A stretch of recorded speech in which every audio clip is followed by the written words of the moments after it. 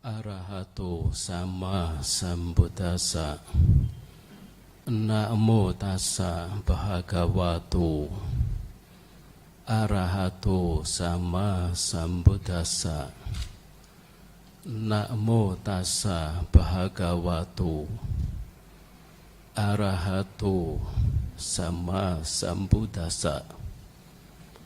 Suko buddhanang upato Suka satama te sana Suka sanggasa samagi Samaganang tapo suko. Persujudan pada beliau yang berberkah, yang maha suci, yang telah mencapai penerangan sempurna oleh diri sendiri. Kemunculan para Buddha mendatangkan kebahagiaan,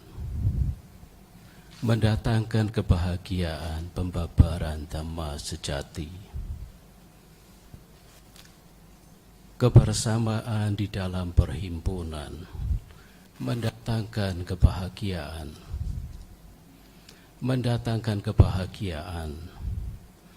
pelatihan mereka dalam kebersamaan.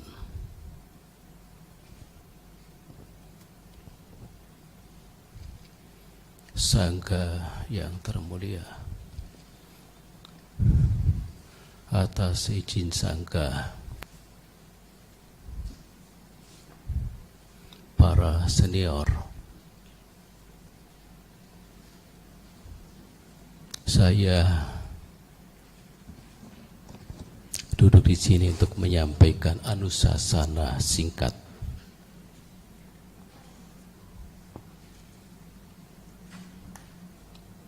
Para samanera, atasilani, rama-rama di pandita, para tamu undangan yang tidak bisa saya sebutkan satu persatu, segenap umat Buddha, khusus Wihara Dhamma Dipa Surabaya yang berbahagia. Hari ini adalah hari yang sangat istimewa. Kita semua berkumpul, hadir, dan dihadiri para biku dalam jumlah yang cukup besar sekali.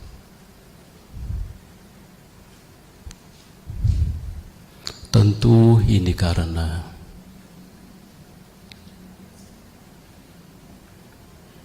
Wihara Dhamma Dipa Surabaya genap mencapai Tri Dasawarsa, 30 tahun perjalanan dalam pembinaan. Memang tidak terasa 30 tahun, dan usia yang cukup dewasa. Kalau usia itu adalah usia layaknya kita manusia, 30 tahun cukup matang, cukup memiliki bobot dan kemajuan. Seperti yang kita lihat, ruang dhammasala yang cukup indah sekali, dan pengembangan wihara terus dilakukan.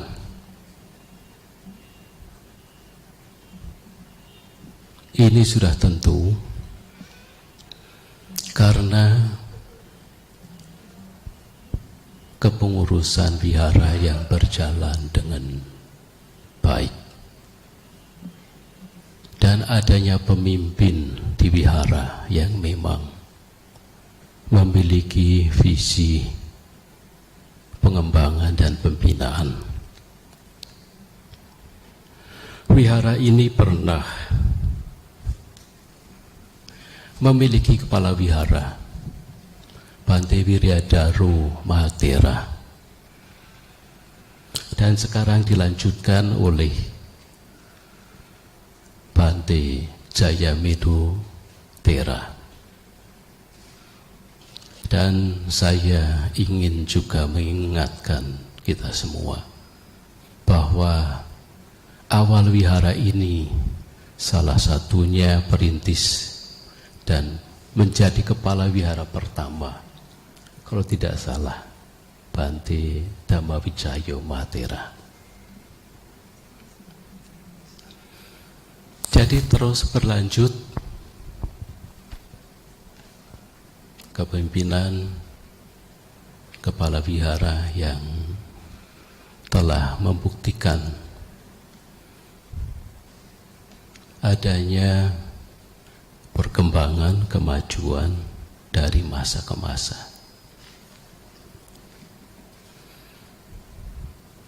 Untuk pujian dan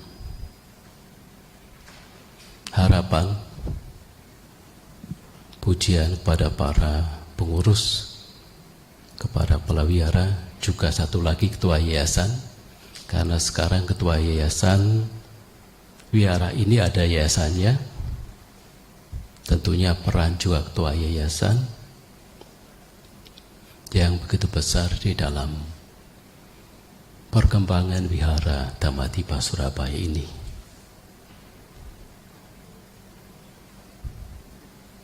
Pembinaan yang terus berlangsung dan juga umat Buddha yang hadir tiap-tiap saat ini dari berbagai daerah. Bukan saja putra-putra Surabaya, tapi banyak malah dari luar pulau. Sehingga peran wihara ini sangat berarti, apalagi ini di jantung kota Surabaya.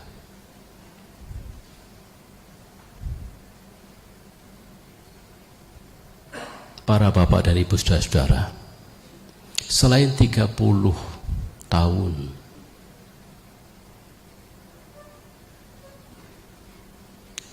peringatan atau perayaan Wihara Dhammadippa, namun juga tidak kalah pentingnya tepat di saat yang istimewa. Tadi saya tanya Bante Jayamedo, apakah ini hari jadinya? Bantenya mengatakan iya. Jadi ini bukan bertepatan, ditepatkan, tidak, tapi memang tepat betulan. Tepat hari jadi Wihara Dhammadippa, dan memang saya boleh katakan karma baik sehingga bisa hadir para biku segini banyak. Inilah blessing atau pemberkahan yang harapannya Wihara Dhammadippa kedepannya akan jauh lebih baik, jauh lebih berkembang dan maju di dalam pembinaan umat Buddha di Surabaya. Dan baru saja kami melakukan pemberkahan Abhiseka Buddha dan sekaligus sebagai pertanda prasasti atas peresmian pengukuhan atau Abhiseka Buddha yang kita lihat sangat indah dan sangat agung sekali. Saya ingin sedikit memberikan penjelasan mengenai Buddha Rupa ini. Buddha Rupa yang tingginya hampir 3 meter ini dibangun, dibuat secara khusus. Ketika awal pengecoran, karena ini harus dicor, maka dilakukan ritual upacara oleh para biku. Dan juga ini dibuat oleh seorang pengrajin yang amat sudah populer namanya. Bahkan orang yang hadir di sini, Pak Nyoman Alim. Tadi saya sempat bertemu beliau. Tidak gampang ketemu Pak Nyoman. Maka kalau Pak Nyoman bisa hadir pada peresmian peresmian Abhiseka Buddha yang beliau sendiri nangani, nyetak dan bagaimana membuat seindah ini tentu juga satu nilai tambah.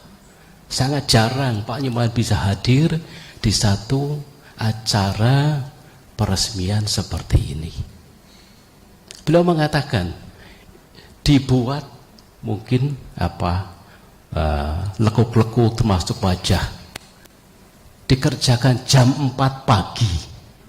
Jam 4 pagi beliau bekerja secara khusus untuk membuat Buddha Rupang ini menjadi seperti apa yang dilihat. Mungkin waktu membuat sambil berdoa dengan doa Pak Nyoman. Dan karya beliau itu sudah di mana-mana.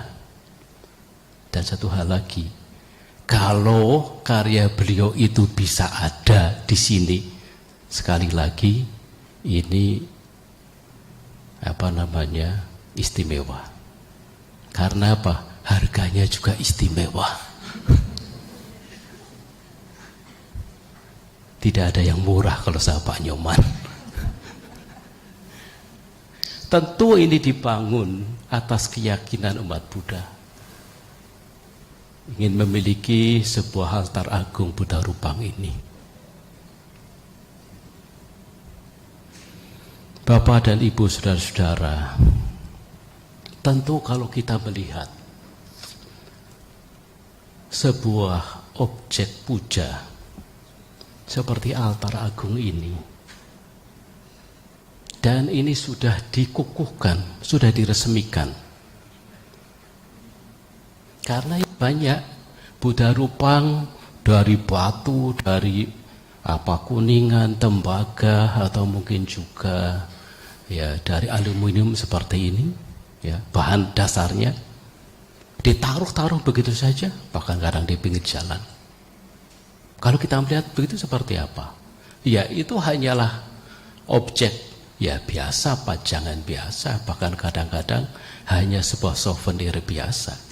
Tetapi ketika telah dikukuhkan, telah diresmikan, ini menjadi objek puja. Kita sepakati sebagai objek puja, objek penghormatan. Nah tentu ketika kita melihat bentuk ini, kesan kita apa? Tentu persepsi orang beda-beda. Hanya kesannya, bagus ya, Buddha Rupangnya bagus, besar.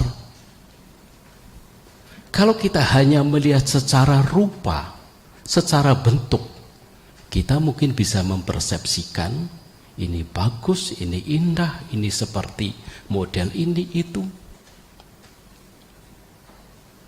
Tetapi sesungguhnya kita sebagai umat Buddha, ketika kita melihat objek puja, ada sesuatu yang kita dapat serap dan lihat lebih dalam lagi, permaknaannya, pemahamannya. Kadang-kadang malah salah dalam hal menyebutkan saja. Kalau mereka belum paham, mengatakan, oh ini patung ya, ini patung apa? Kan begitu, ini patung apa? Ini patung Buddha atau patung apa? Nah, istilah patung yang sering kita dengar itu umum sekali. Mestinya itu tidak dipakai di lingkungan wihara. Karena itu kesannya menjadi nilainya turun, rendah. Karena patung nanti itu dipersepsikan sama seperti patung gajah, patung singa, patung Diponegoro, patung Sudirman, dan lain-lain. Makanya ada saran, kalau para arkeolog purbakala, ya, mereka menyebut patung kalau di Borobudur itu arca, betul ya Pak Nyoman ya, arca. Jadi bukan patung, tapi di arca Buddha, ini arca Siwali dan sebagainya. Nah, kita sering menyebutnya sebagai Buddha rupa. Rupa wujud seperti Buddha yang kita sepakati, yang kita pahami. Tetapi kita harus memahami lebih daripada sekedar hanya rupa mestinya, tetapi memahami bagaimana nilai-nilai yang terkandung dari sifat kebudaan. Paling tidak seperti dalam Buddha Guna ya, yang sering saudara baca sendiri. Itu makna daripada Buddha rupa, yaitu sesungguhnya kita harus melihat sebagai perwujudan Buddha bukan secara fisik saja, tetapi kita menghadirkan perwujudan Buddha itu masuk ke dalam batin kita, menanamkan dalam batin kita nilai-nilai luhur, kebajikan abadi beliau, seperti di dalam Buddha Guna itu. Dan juga pemahaman tentang bagaimana hidup keseharian Sang Buddha. Tapi yang biasanya kita pahami tentang Buddha, 3 sifat mulia Buddha, ya, sempurna di dalam kesucian, sempurna dalam pengetahuan, sempurna di dalam cinta kasih dan kasih sayang. Tetapi jangan kita sekadar kita memahami itu sebagai teori, tetapi itu harus meresap ke dalam batin kita, sehingga ketika kita kapanpun merenungkan kata Buddha, maka kata Buddha bukan kata-katanya, tetapi bagaimana nilai-nilai luhur dari Buddha itu sendiri masuk ke dalam hati sanubari kita, sehingga kita terbebas dari noda batin. Makanya ketika saudara-saudara ya sekali waktu lagi gelisah, lagi bingung, lagi khawatir, lagi takut, kemudian merenungkan nilai-nilai keluhuran Buddha, sifat kesucian dari Sang Buddha, dan kesempurnaan yang lain dari Sang Buddha, maka kita menjadi seorang yang memiliki keteguhan di dalam batin. Saudara-saudara, waktunya singkat, tetapi saya ingin memberikan gambaran seperti apa sosok keseharian Sang Buddha. Memang disebutkan bahwa Sang Buddha seorang yang terlahir di dunia, juga para Buddha yang lain, kemunculannya mendatangkan kebahagiaan. Kemunculannya mendatangkan kebahagiaan. Karena itu kehadiran Buddha di setiap zaman, di setiap peradaban itu selalu ditunggu dan diharapkan. Karena kehadiran Buddha mendatangkan kebahagiaan, demikian juga mendatangkan kebahagiaan pembabaran sejati, pembabaran dhamma sejati beliau.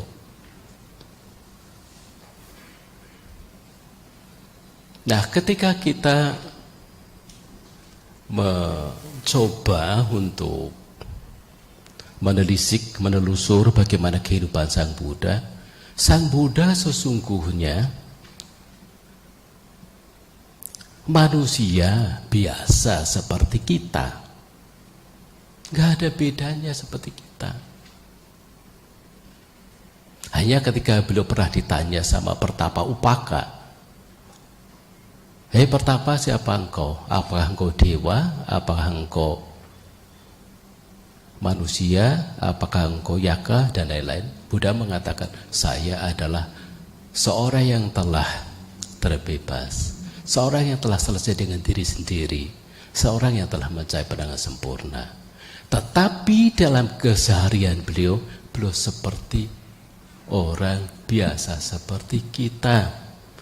Baik sebelum beliau itu mencapai pandangan sempurna, ya dikatakan sebelum mencapai pandangan sempurna, beliau itu berjalan dari desa ke desa, masuk keluar hutan, itu biasa. Tetapi setelah jadi Buddha, apakah beliau kemudian tinggal di satu tempat saja? Tidak.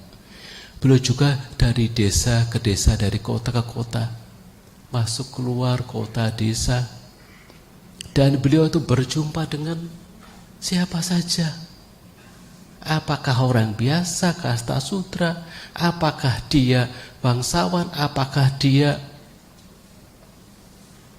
brahmana, atau masyarakat dari berbagai lapisan.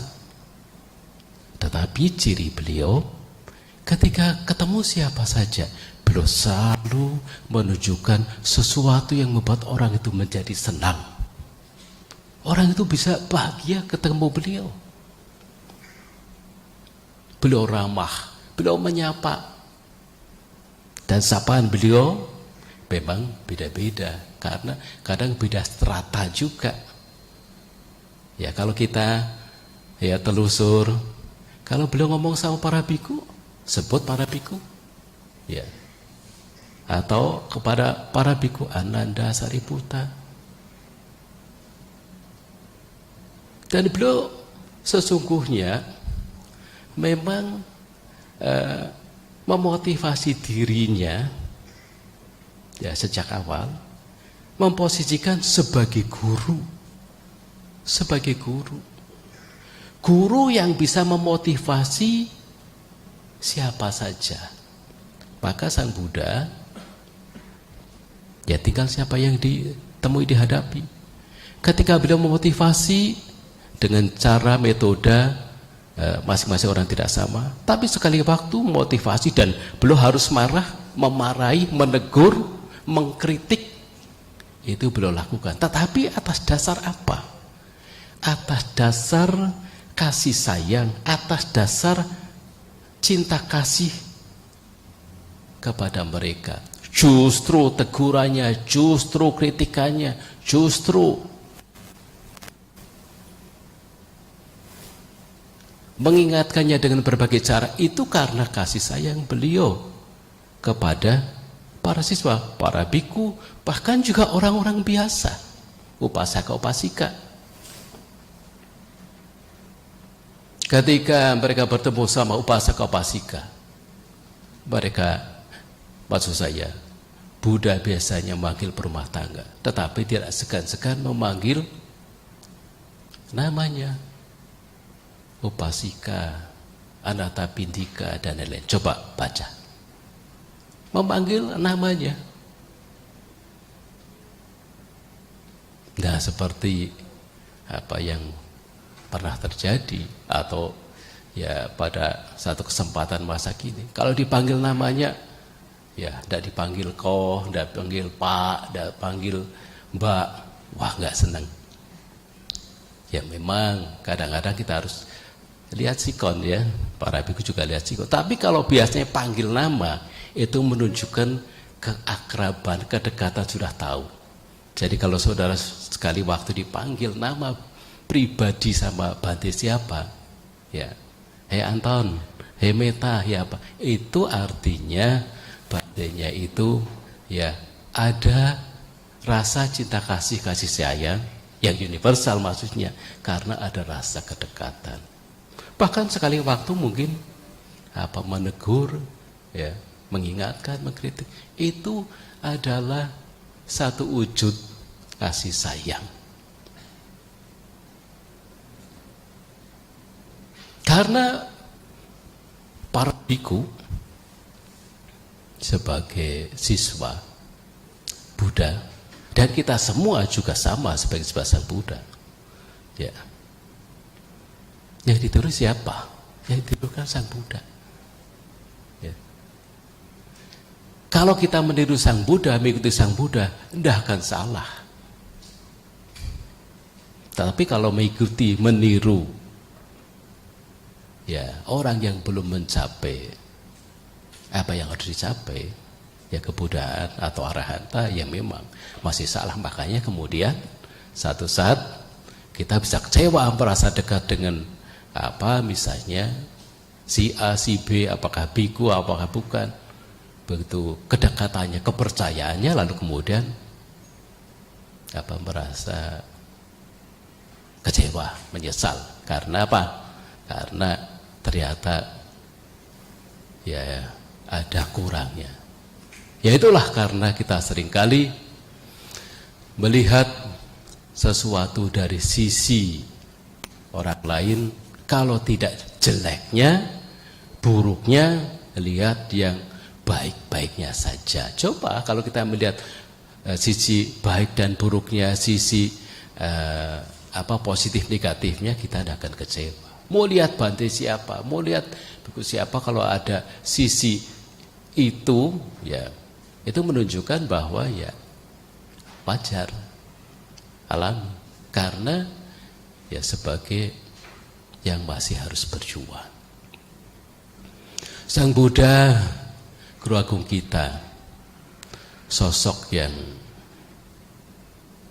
dihormat, diagungkan semasa hidupnya oleh semua kalangan yang ada masa itu.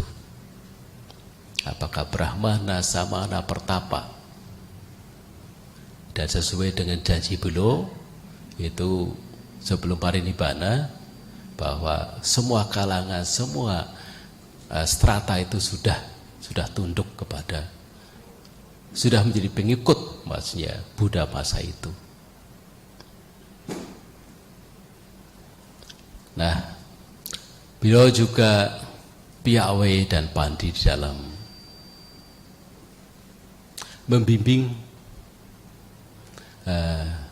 mereka yang sudah siap, sudah matang, sekalipun hanya seorang pertapa yang punya pandangan salah, seperti Bahaya Darucirya, pertapa yang memakai baju dari kulit kayu dan menganggap dirinya seorang arahat. Nah, setelah ketemu beliau, dan pada waktu itu sangat berharap atau begitu sangat semangat, menggebu-gebu untuk mendengarkan ajaran Dhamma. Tapi Sang Buddha tahu, dibiarkan supaya tenang. Nah, ini salah satu kunci. Jadi kalau mendengarkan Dhamma harus tenang, tidak sedang dalam keadaan kopoh atau terlalu bersemangat. Bahaya Darucirya ketika sudah tenang, sekalipun dia di sisi jalan, Sang Buddha hanya mengucap syair yang pendek. Apa yang kau lihat, lihatlah dengan penuh perhatian. Apa yang kau dengar, yang kau lihat, yang kau rasakan, hanya disadari saja. Kalimat yang singkat seperti itu membuat Bahaya Darucirya itu mencapai tingkat kesucian. Meskipun tidak lama setelah mau pergi ke satu tempat mencari sarana jubah untuk bisa ditabiskan, syarat untuk ditabiskan menjadi biku, karena Sang Buddha minta cari sarananya, nanti ditabiskan. Diserutuk sama sapi raksasa yang itu jelmaan dari raksasa, akhirnya meninggal. Tapi dia seorang arahat.